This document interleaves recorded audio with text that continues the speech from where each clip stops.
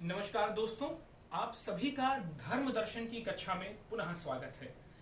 इसके पूर्व के वीडियो में हम धर्म एवं रिलीजन का अंतर देख चुके हैं, धर्म एवं विज्ञान का अंतर देख चुके हैं, धर्मशास्त्र एवं धर्म दर्शन का अंतर देख चुके हैं और धर्म दर्शन का स्वरूप एवं क्षेत्र देख चुके हैं।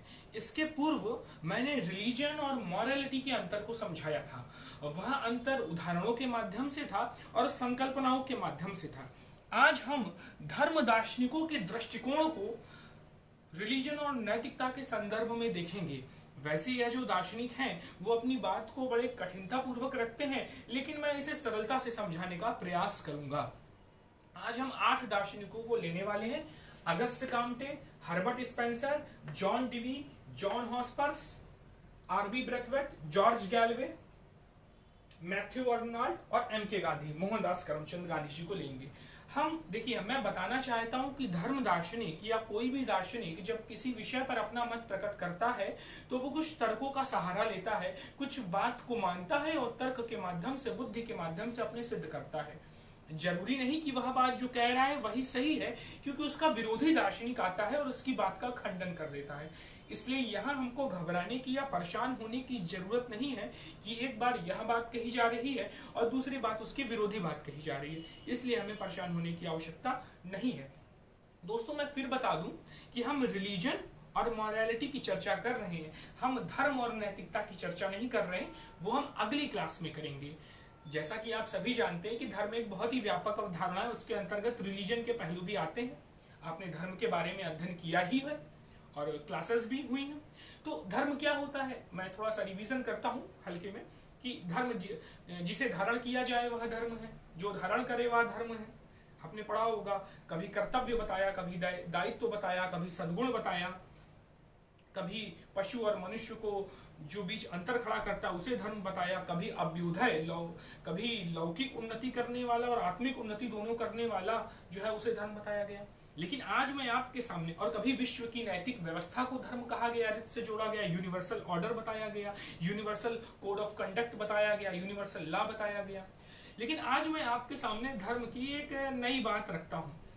देखिए, धर्म जो है ना सिर्फ हमारे सामाजिक सिद्धांत में, मतलब हमारी सामाजिक मान्यताओं में है, हमारी राजनीतिक मान्यताओं में है, राजधर्म के रूप में, हमारी व्यक्तिगत मान्यताओं में है, छात्र धर्म और पितृधर्म के, बल्कि हमारा जो जैविक आधार है, जो हमारा बायोकेमिकल स्ट्रक्चर है, जो जैव रासायनिक क्रिया है, उसमें भी धर्म की बात की जाती है। कैसे की जाती है तो आप सभी जानते हैं कि चंद्रमा की कलाओं के आधार पर हमारे शरीर की प्रक्रिया निर्धारित होती है, जिसे हम मेंस्ट्रुएशन साइकिल कहते हैं। वो जो मेंस्ट्रुएशन साइकिल होती है उसे भी क्या कहा गया? मासिक धर्म कहा गया। अर्थात वो भी एक धर्म है। किसका धर्म है? स्त्री के शरीर का धर्म है, जैव रासायनिक प्रक्रिया का धर्म है, मासिक धर्म। तो आपने इस दृष्टिकोण से भी धर्म को लेना चाहिए कि धर्म की व्यापक व्याख्या की गई है, व्यापक व्याख्या। और भी धर्म की कई व्याख्याएं, उस पर हम लोग नहीं जाएंगे। ये एक रोचक तथ्य था जो मैंने आपसे शेयर किया। आइए अब हम बात करते हैं ऑगस्ट कॉम्टे की। ऑगस्ट कॉम्टे एक समाजशास्त्री थे। अपनी पुस्तक इंस्टीट्यूटिंग रिलीजन ऑफ ह्यूमैनिटी में वो मानववादी धर्म की बात करते हैं और मानववादी धर्म की बात करते हैं। लेकिन उसके पहले क्या कहते हैं? वो कहते हैं जब आदिम समाज था तो मनुष्य प्राकृतिक शक्तियों की उपासना करता था। जो प्राकृतिक शक्तियों की उपासना और पूजा करता था वही नैतिक हुआ करता था, और जो नहीं करता था वो अनैतिक हुआ करता था। और यही प्राकृतिक शक्तियों की पूजा उपासना धर्म हुआ करती थी, जिसके पीछे कोई तार्किक आधार नहीं था। हमारा विश्वास था, हमारी मान्यता था, हमारा भय था, प्राकृतिक शक्तियों से भय था। तो अगस्त काम्टे आगे चलकर कहते हैं, चूंकि इस भय का कोई बौद्धिक आधार नहीं था तो यह जो रिलीजन था ये कालक्रम में नष्ट हो गया और उसको हमने खंडित कर दिया और मॉरलिटी ही बची। क्योंकि मॉरलिटी क्या है? उसका एक बौद्धिक आधार है। इस प्रकार वो जो परंपरागत रिलीजन है उसका खंडन करते हैं और कहते हैं एक मानववादी धर्म होना चाहिए, और जो रिलीजन अभी है उसे मैं मॉरलिटी से एकदम पृथक करता हूँ, नैतिकता से एकदम पृथक करता हूँ, और वो नैतिकता को महत्व देते हैं। ऐसा भी नहीं कि नैतिकता निरपेक्ष है। अगस्त काम्टे जी का एक बहुत ही सुंदर कथन है कि केवल यही निरपेक्ष है कि सब कुछ सापेक्ष है, यानी ईश्वर भी निरपेक्ष नहीं है, यानी कि मूल्य भी निरपेक्ष नहीं है। आप किसी चीज को निरपेक्ष नहीं कह सकते, सब कुछ सापेक्ष है। इस प्रकार Auguste Comte morality and religion में स्पष्ट विभेद करते हैं। अब आइए हर्बर्ट स्पेंसर। हर्बर्ट स्पेंसर का नाम आप सभी ने सुना होगा। हर्बर्ट स्पेंसर अपनी 2 पुस्तकों में प्रिंसिपल ऑफ सोशियोलॉजी में और डाटा ऑफ इथिक्स में इसकी चर्चा करते हैं। वो भी धर्म और नैतिकता को अलग अलग करते हैं। सॉरी, धर्म का मतलब यहाँ रिलीजन से लिया जाएगा, तो रिलीजन और नैतिकता को अलग अलग करते हैं। तो जो आदिम धर्म था, वो कहते हैं जो आदिम रिलीजन था वो अनैतिक था। अनैतिक क्यों था? क्योंकि वह देवात्माओं की नहीं प्रेतात्माओं की पूजा करते हैं। ऐसा हर्बर्ट स्पेंसर मानते हैं कि प्रेतात्माओं की पूजा करने के कारण आदिम धर्म जो था वो अनैतिक था। तो प्रश्न उठता है कि आखिर नैतिकता है क्या? तो हर्बर्ट स्पेंसर जो थे उन्होंने एक टर्म क्वाइन किया था, सर्वाइवल ऑफ द फिटेस्ट। ये डार्विन ने नहीं किया था, डार्विन ने इनसे लिया था। किसने पहले प्रयोग किया?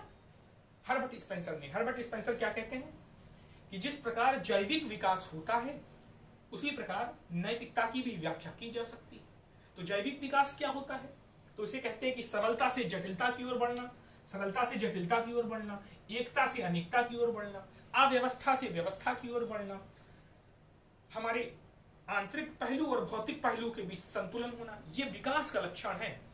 तो जिस प्रकार जैविक विकास होता है, जैसे पहले 1 कोशिकीय जीव बना, फिर 2 कोशिकीय जीव बना, फिर जंतु बने, फिर मनुष्य बना, इस प्रकार हम सरल से जटिल होते गए। मनुष्य की संरचना जटिल है, 1 कोश की 2 कोश की जीव की संरचना सरल है।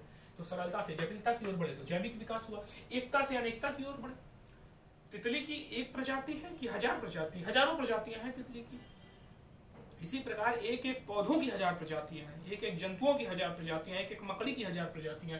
तो एकता से अनेकता बढ़े तो जैविक विकास हुआ। तो इस प्रकार जैविक विकास के क्रम में वही चीजें बच गई जो सर्वाइवल ऑफ द फिटेस्ट थी। यानी वह तत्व, वह जीव, वह पौधा बचा जिसने पर्यावरण के अनुकूल अपने आप को ढाल लिया। अब वो कहते हैं नैतिकता भी कुछ इसी प्रकार की है। वही नैतिकता बच गई, वही नैतिक नियम बचे जो समाज के साथ, व्यक्ति के साथ सामंजस्य में थे, उसके कल्याण को कर रहे थे। वही नैतिक नियम बच गए, बाकी नैतिक नियम खंडित हो गए। तो इस प्रकार वो नैतिकता को जैविक विकास पर आधारित करते हैं, जैविक विकास के सिद्धांतों पर आधारित कहते हैं, और कहते हैं नैतिकता भी सर्वाइवल ऑफ फिटेस्ट के सिद्धांत पर रहेगी। तो इस प्रकार फिर रिलीजन और मॉरलिटी को अलग अलग कर देते हैं। फिर आते हैं जॉन डीवी। जॉन डीवी भी एक प्रकृतिवादी दार्शनिक है। तो ये क्या कहते हैं कि भाई नैतिकता का मूल स्रोत क्या है? तो नैतिकता के मूल स्रोत को ये ईश्वर बताते हैं कि भाई ईश्वर है, लेकिन वह रिलीजन का ईश्वर नहीं है।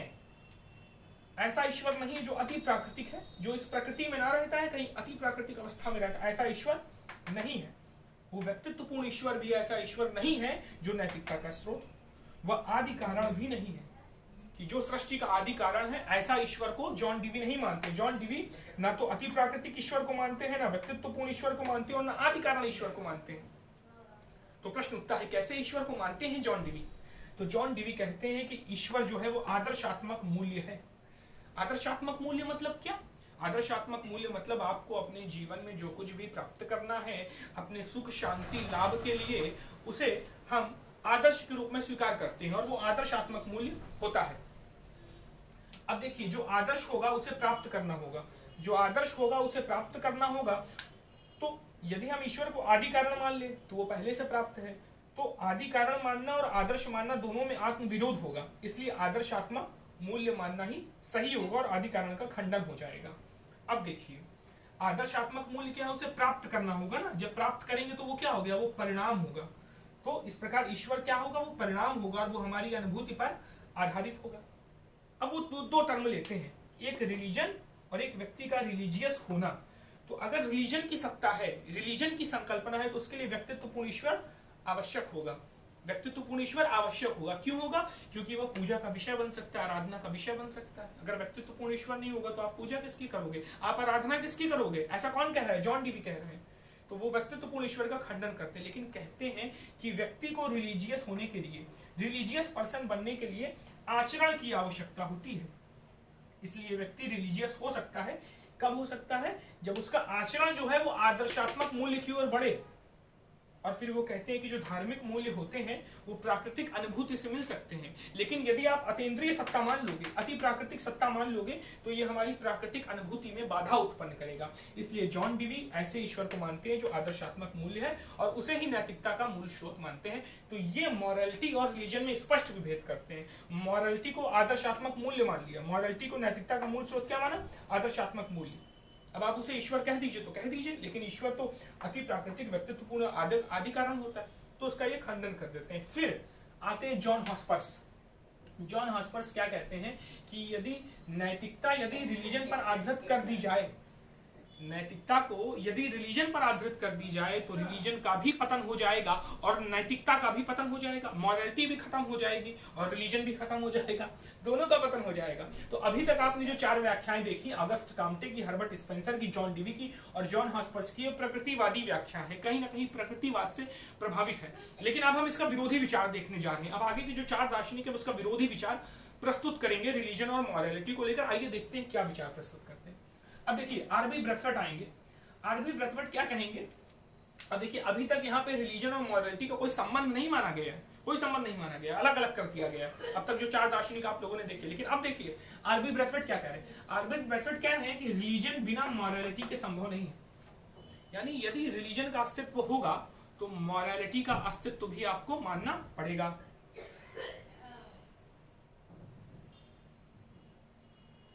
तो आरबी ब्रथवर्ट क्या कह रहे हैं कि यदि रिलीजन होगा तो मॉरलिटी को मानना पड़ेगा। क्यों, ऐसा क्यों कहते हैं? तो वो कहते हैं यदि रिलीजन होगा तो कुछ आप उसमें असर्शन लोगे, कुछ कथन कहोगे। तो यदि कोई भी आप रिलीजियस असर्शन कहते हो, कोई भी धार्मिक कथन करते हो, तो यदि आप धार्मिक कथन कर रहे हो तो निश्चित रूप से वो सर्टेन बिहेवियर पॉलिसी को बताएगा, निश्चित व्यवहार नीतियों को बताएगा। यदि कोई धार्मिक कथन करेगा तो वो कुछ कह रहा है और वो कुछ करने के लिए कह रहा है, वो कुछ व्यवहार करने के लिए कह रहा है, और जैसे ही व्यवहार आएगा वैसे ही आचरण आएगा, वैसे ही मॉरलिटी आ जाएगी।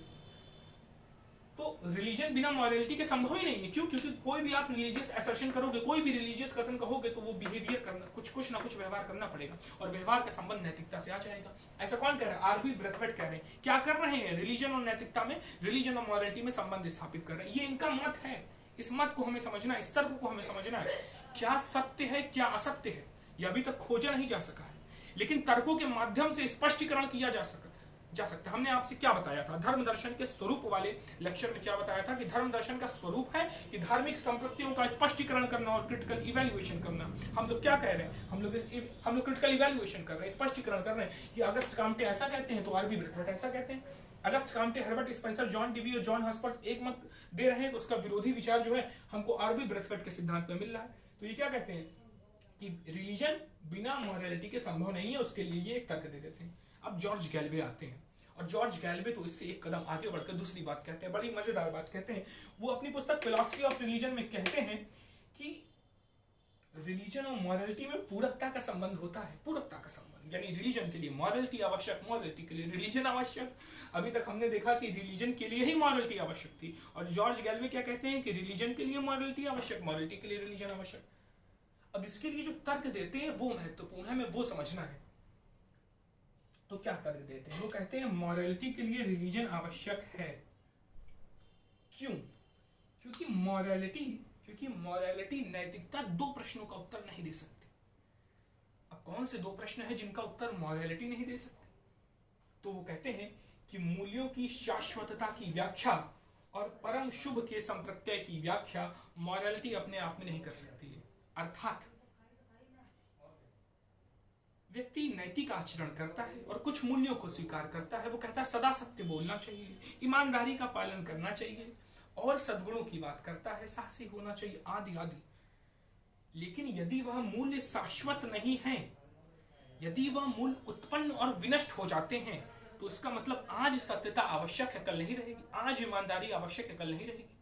युधिष्ठिर धर्मराज थे, न्याय का पालन करते थे। तो न्याय, इसका मतलब न्याय नामक जो मूल्य है वो पहले इंपॉर्टेंट था, अब इंपॉर्टेंट नहीं, क्योंकि शाश्वत नहीं हो। जो शाश्वत नहीं, वो खंडित हो जाएगा, वो खत्म हो जाएगा। तो मूल्यों की शाश्वतता की व्याख्या नैतिकता नहीं कर पाएगी। तो कौन करेगा? तो रिलीजन करेगा। रिलीजन कैसे करेगा? रिलीजन में ईश्वर को माना गया और ईश्वर मूल्यों का संरक्षण करता है। एक अलौकिक सत्ता है, यदि ईश्वर नहीं है तो वो मूल्यों का संरक्षण करेगी, तो मूल्यों की शाश्वतता की व्याख्या हो जाएगी, तो नैतिकता बची रहेगी। आइए दूसरा देखते हैं। परम शुभ के संप्रत्यय की व्याख्या मॉरलिटी नहीं कर पाएगी। जो परम शुभ है, जो परम कल्याणकारी है, आखिर ऐसा क्या है जो परम कल्याणकारी है? कुछ लोग कहेंगे कि मोक्ष जो है वो परम कल्याणकारी है, कुछ लोग कहेंगे अपने कर्तव्य का पालन परम कल्याणकारी है, कुछ लोग ज्ञान योग, भक्ति योग, कर्म योग की बात करेंगे, कुछ लोग राजयोग की बात करेंगे, कुछ इस प्रकार अनेक अनेक संकल्पों की बात करेंगे, संकल्पनाओं की बात करेंगे। तो जो कुछ भी परम शुभ है, हमें जिसे प्राप्त करना है, उसकी व्याख्या कैसे होगी यदि उसके पीछे कोई आधार ना हो। मॉरलिटी के पीछे कोई आधार नहीं है, मॉरलिटी कोई अलौकिक सत्ता को नहीं मानती है, तो उसके पीछे रिलीजन का आधार लाना पड़ेगा। इसलिए मॉरलिटी के अस्तित्व के लिए रिलीजन आवश्यक है। ऐसा कौन कहता है? जॉर्ज गैलवे कह रहे हैं, एक तर्क दे रहे हैं। आप तर्क की खूबसूरती देखिए, दर्शन का सौंदर्य ही यह है कि इसमें एक विचार का विरोधी विचार हमें मिलता है और दोनों ही विचार हमें तार्किक लगते हैं। ठीक है, आगे चलते हैं। अब देखिए बहुत ही सुंदर बात जॉर्ज गैलवे कहते हैं, इस चित्र को हम बना सकते हैं अपने, यदि प्रश्न पूछा जाए अपने कॉपी में बना सकते हैं। रिलीजन के बारे में पूछा जाए, मॉरलिटी के पूछा जाए, धर्म के बारे में पूछा जाए, तो इसे हमें बना देना चाहिए, क्योंकि इससे हमारी कॉपी की सुंदरता बढ़ जाएगी, एस्थेटिक वैल्यू बढ़ जाएगा, हमारे प्रेजेंटेशन का चीजें अच्छी हो जाएंगी। तो वो कहते हैं रिलीजन और मॉरलिटी में एक गहन एकता पाई जाती है। अब गहन एकता कैसे पाई जाती है? तो देखिए, वो कहते हैं दो अवस्थाएं और दो स्तर है। ज्ञान की दो अवस्थाएं हैं। पहली अवस्था क्या है? वो मॉरलिटी है। दूसरी अवस्था क्या है? वो रिलीजन है। मानवीय अनुभव का दो स्तर है। पहला स्तर क्या है? वो मॉरलिटी है। दूसरा स्तर क्या है? वो रिलीजन का है। तो जब मॉरलिटी के स्तर और अवस्था में व्यक्ति होता है और जब मॉरलिटी के पूर्ण महत्व को जान लेता है तो वो रिलीजन की ओर बढ़ने लगता है। यानी जब आप मॉरलिटी के पूर्ण महत्व को जान जाओगे तो आप रिलीजन की ओर गति करोगे। इसका मतलब क्या है कि रिलीजन और मॉरलिटी में एक गहन एकता पाई जाती है, ऐसा जॉर्ज गैलवे कहते हैं, और इसीलिए इन दोनों में एक पूरकता का संबंध पाया जाता है। कितनी सुंदर बात, कितना सुंदर चित्र, वाह। अब आगे चलते हैं मैथ्यू अर्नोल्ड के पास। देखिए मैथ्यू अर्नोल्ड अपनी पुस्तक लिटरेचर एंड डॉगमा में क्या लिखते हैं। वो क्या लिखेंगे? वो रिलीजन और मॉरलिटी के बीच संबंध स्थापित करेंगे, जैसा कि पिछले दार्शनिक करते आ रहे हैं। तो वो क्या कहते हैं कि बहुत सुंदर बात कहते हैं, बहुत साहित्यिक बात कहते हैं। आप यहाँ लिटरेचर देख रहे हैं ना, तो साहित्य की ही बात कही जा रही है, साहित्य की शब्दावली का प्रयोग किया जा रहा है। क्या क्या किया जा रहा है कि रिलीजन जो होता है वो मॉरलिटी टच्ड विद इमोशन होता है। अर्थात रिलीजन क्या होता है? जब नैतिकता को भावना का स्पर्श मिलता है तो वह रिलीजन बन जाता है। कितनी सुंदर बात। क्या कहा? फिर से दोहराते हैं कि जब नैतिकता को भावना का स्पर्श मिलता है तो वो रिलीजन बन जाता है। आगे क्या कहते हैं कि देखिए मॉरलिटी जो होती है वो किस पर आधारित होती है? आप बताइए, आप सोचिए। मॉरलिटी जो होती है, नैतिकता जो होती है, हमारा उचित अनुचित आचरण जो होता है, हमारा कर्तव्य और दायित्व बोध जो होता है, हमारा शुभ और अशुभ के प्रति जो भाव होता है, वो किस पर आधारित होता है? वो कर्मफल सिद्धांत पर आधारित होता है। कर्मफल सिद्धांत क्या कहता है? कर्मफल सिद्धांत कहता है कि आपके अच्छे कर्मों का परिणाम अच्छा मिलेगा, बुरे कर्मों का परिणाम बुरा मिलेगा। लेकिन ऐसा होता नहीं है। हम अच्छा कर्म करते जाते हैं लेकिन हमें परिणाम नहीं मिलता, हमें बुरा परिणाम मिलता है। और हम देखते हैं वो व्यक्ति अनाचारी है, व्यभिचारी है, भ्रष्टाचार करता है, लेकिन वो सुखी है। तो ऐसी अवस्था में हमारी नैतिकता खंडित हो सकती है। हाँ, मैं नैतिक क्यों रहूं, इसका उत्तर हमें नहीं मिल पाता है यदि हम मॉरलिटी को ही मान लें।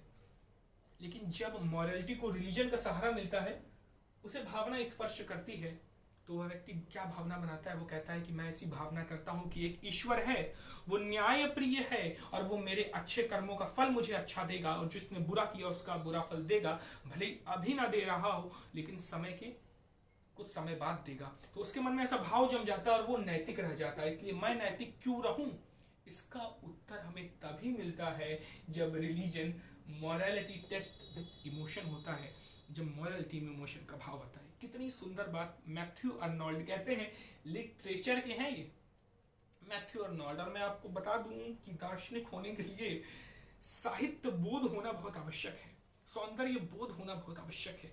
यदि आपको सौंदर्य बोध आपके अंदर नहीं है तो फिर आप दार्शनिक नहीं हो सकते। इसकी चर्चा फिर कभी की जाएगी और मैं बताऊंगा शंकराचार्य कैसे महान कवि थे। और मैं यह भी बताऊंगा, आपने कृष्ण के गीत पढ़े होंगे ना, श्रीमद् भगवत गीता में आपने कृष्ण के गीत पढ़े होंगे, भगवान के गीत, भगवत गीता, भगवान के गीत। लेकिन मैं दावे से कह सकता हूं, या आप में हो सकता है किसी ने पढ़ा हो, आपने क्या मर्यादा पुरुषोत्तम श्री रामचंद्र जी के गीत पढ़े हैं? रामचंद्र जी की कविताएं पढ़ी हैं? पढ़िएगा कभी, आपको आनंद आ जाएगा और आपको पता लगेगा कृष्ण से ज्यादा या कृष्ण से ज्यादा ना कहें तो कृष्ण के समतुल्य ही राम जी की भी समझ थी जीवन के बारे में, और वो चर्चा योग वशिष्ठ में मिलती है, जिसके कई प्रकरणों में सिर्फ राम जी प्रश्न ही प्रश्न करते हैं और साहित्य बोध से युक्त होते हैं। तो ये एक ऐसे ही एक रुचिकर पॉइंट हो गया कि कैसे साहित्य हमारे दर्शन को प्रभावित करता है। जैसे मैथ्यू अर्नॉल्ड कह रहे हैं कि मॉरलिटी टस्ट विद इमोशन। शंकराचार्य ने भी कई गीत लिखे, सौंदर्य लहरी लिखा, आहा, उसे पढ़िए कभी, आपको आनंद आ जाएगा। आगे चलते हैं, गांधी जी की बात करते हैं। हम लोग क्या पढ़ रहे हैं? हम लोग रिलीजन और मॉरलिटी पढ़ रहे हैं। अब तक हमने Auguste Comte, Herbert Spencer, John Dewey और जॉन हॉस्पर्स को देखा, जो कैसे रिलीजन और मॉरलिटी को अलग अलग करते हैं। फिर हमने आरबी ब्रथवेट, जॉर्ज गैलवे और आरबी मैथ्यू अर्नॉल्ड को देखा, जो रिलीजन और मॉरलिटी में संबंध स्थापित करते हैं। एम के गांधी को देखते हैं, मोहनदास करमचंद गांधी, जिनका आचरण है, जिनका जीवन है, वो क्या कहते हैं? वो कहते हैं कि ट्रू रिलीजन और ट्रू मॉरलिटी में अवियोज्य संबंध है, यानी सत्य रिलीजन को और सत्य नैतिकता को एक दूसरे से अलग किया ही नहीं जा सकता। वाह, क्या बात कहती।